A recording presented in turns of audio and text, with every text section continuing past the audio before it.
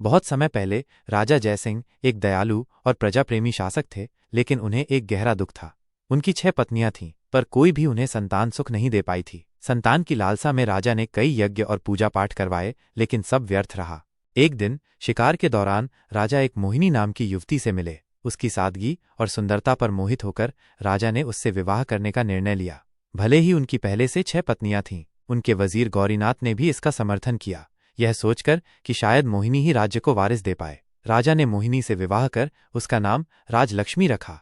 राजमहल में राजलक्ष्मी का स्वागत ऊपरी मन से किया गया और पुरानी रानियां उनसे ईर्ष्या करने लगीं। राजलक्ष्मी अपने भोले स्वभाव के कारण उनकी ईर्ष्या को समझ नहीं पाईं। कुछ समय बाद राजलक्ष्मी ने राजा को खुशखबरी दी कि वह गर्भवती हैं। राजा की खुशी का ठिकाना नहीं रहा। इस समाचार से पुरानी रानियों की ईर्ष्या और बढ़ गई और उन्होंने राजलक्ष्मी को हानि पहुंचाने की साजिशें रचनी शुरू कर दीं। जब राजा युद्ध के लिए महल से दूर थे तो पुरानी रानियों को अपना अवसर मिल गया। उन्होंने राजलक्ष्मी को ऐसी दवाएं दी और ऐसे काम करवाए जो गर्भावस्था के लिए हानिकारक थे।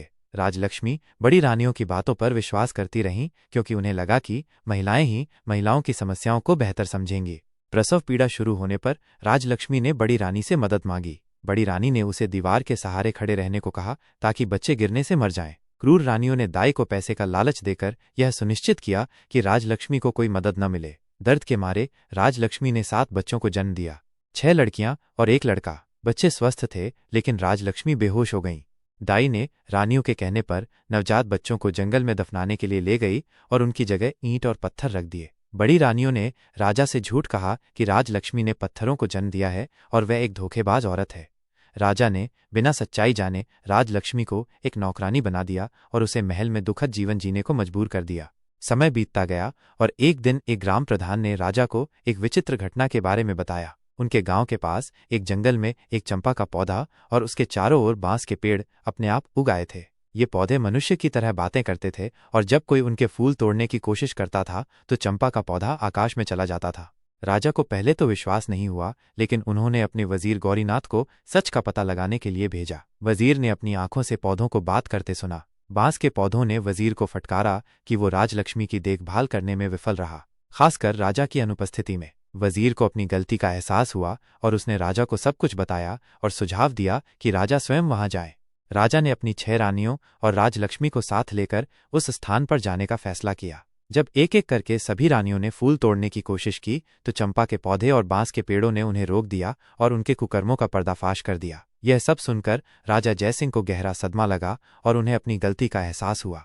अंत में वजीर के सुझाव पर राजलक्ष्मी को फूल तोड़ने के लिए भेजा गया। जैसे ही राजलक्ष्मी ने चंपा के पौधे को छुआ, पौधा अपनी डालियां झुकाकर उनके चरणों को छूने लगा और उन पर पुष्प वर्षा करने लगा। चंपा के पौधे ने राजा को बताया कि वो और 6 बांस के पेड़ राजा और राजलक्ष्मी के ही बच्चे हैं, जिन्हें बड़ी रानियों ने मारने की कोशिश की थी। इंद्रदेव की अप्सराओं ने उन्हें बचाया और पौधों में बदल दिया। चंपा के पौधे ने बताया कि अगर राजलक्ष्मी उनकी एक एक पत्ती तोड़कर इंद्रदेव से प्रार्थना करें तो वे अपने मानव रूप में लौट सकते हैं। राजलक्ष्मी ने ऐसा ही किया और कुछ ही पल में 7 बच्चे, 6 लड़कियां और 1 लड़का उनके सामने प्रकट हो गए। राजा जयसिंह ने राजलक्ष्मी से अपनी गलती के लिए माफी मांगी। राजा ने बड़ी रानियों को आजीवन कारावास की सजा सुनाई। अंततः राजा जयसिंह, रानी राजलक्ष्मी और अपने बच्चों के साथ सुखमय और शांतिपूर्ण जीवन जीने लगे।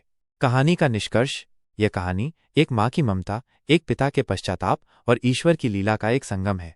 यह दर्शाती है कि माँ की ममता, एक माँ का प्रेम और विश्वास इतना गहरा होता है कि वह हर बाधा को पार कर सकता है और उनकी पुकार सृष्टि को भी झुका सकती है। पश्चाताप और क्षमा: राजा जयसिंह का अपनी गलती स्वीकार करना और राजलक्ष्मी का क्षमा भाव सिखाता है कि सत्य की राह में झुका हुआ सिर ही सबसे ऊंचा होता है और सच्चा प्रेम बदले की भावना नहीं रखता। आस्था की शक्ति: जीवन में कितनी भी कठिनाइयां क्यों न आए, यदि प्रेम, विश्वास और श्रद्धा का दीपक मन में जलाकर रखा जाए तो अंततः विजय हमारी ही होती है।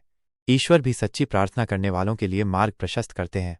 यह कहानी हमें विश्वास, प्रेम और करुणा के महत्व का एक शाश्वत संदेश देती है, जो जीवन का वास्तविक अर्थ पूरा करते हैं।